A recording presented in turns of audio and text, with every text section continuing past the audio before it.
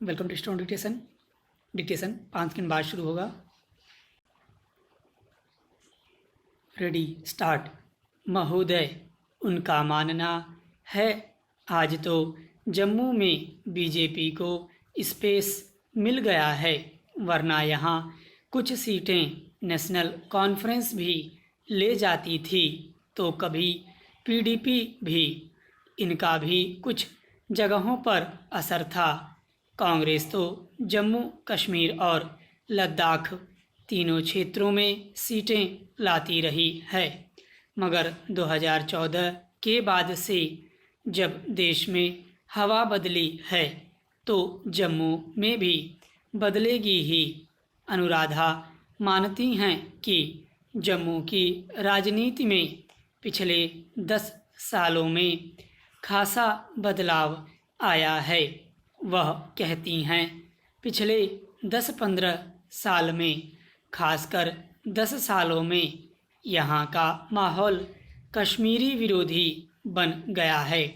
जो कश्मीर कहेगा हमें उससे उल्टा करना है, ऐसा मानते हैं जैसे राष्ट्रवाद का जिम्मा अपने ऊपर ले लिया हो।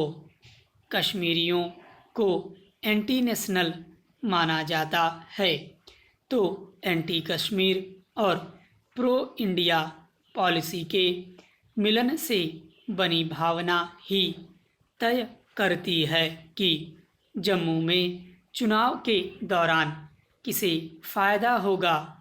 वह कहती हैं कि जम्मू क्षेत्र में बीजेपी उम्मीदवारों की जीत यहाँ के बदले हुए राजनीतिक हालात को बयां करती है। जम्मू के अधिकतर इलाकों में पीडीपी और एनसी का अच्छा खासा वोट बैंक है, जहां मुस्लिम आबादी है। दोनों के उम्मीदवार न होने पर माना जा रहा था कि यह वोट बैंक कांग्रेस को ट्रांसफ़र हो सकता है। बीजेपी के बागी भी चुनाव मैदान में थे। 2014 की तरह मुस्लिम और सेक्युलर वोटों के बंटने की संभावना भी इस बार नहीं थी, मगर नतीजे बताते हैं कि जम्मू में कम्युनल राजनीति किस हद तक बढ़ चुकी है। वह बीजेपी को इसके लिए जिम्मेदार बताते हुए कहते हैं बीजेपी के मंत्रियों ने जम्मू कश्मीर के झंडे को गाड़ी पर लगाने से इनकार कर दिया, फिर बीफ का मसला उठा दिया। आखिरकार यह गठबंधन टूट गया। जो विभाजन पहले से था बीजेपी के समय और गहरा हो गया। बीजेपी पीडीपी का गठबंधन दूरी को कम करने के बजाय इसे और बढ़ाने वाला बन गया। अनुराधा भसीन भी मानती हैं कि इस गठबंधन के कारण ही पीडीपी को नुकसान झेलना पड़ा है कि उसे एक भी सीट नहीं मिली और यहाँ तक कि महबूबा मुफ्ती को भी हार का मुंह देखना पड़ा। वह कहती हैं पीडीपी कहती थी कि हम हिंदुत्व को बाहर रखेंगे, मगर फिर बीजेपी के साथ गठबंधन करके उसी को गले लगा लिया। फिर कश्मीर वादी का सूरते हाल भी बहुत बदला।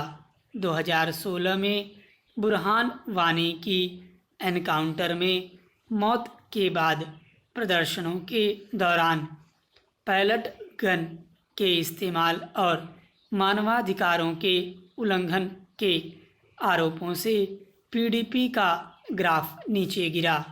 इससे महबूबा मुफ्ती ने भी अपना जनाधार खो दिया। हालांकि अनुराधा भसीन का कहना है कि कश्मीर में मतदान कम हुआ है और ऐसी स्थिति में यह पक्के तौर पर नहीं कहा जा सकता कि कौन सी पार्टी का प्रभुत्व बढ़ा या घटा है? स्टॉप।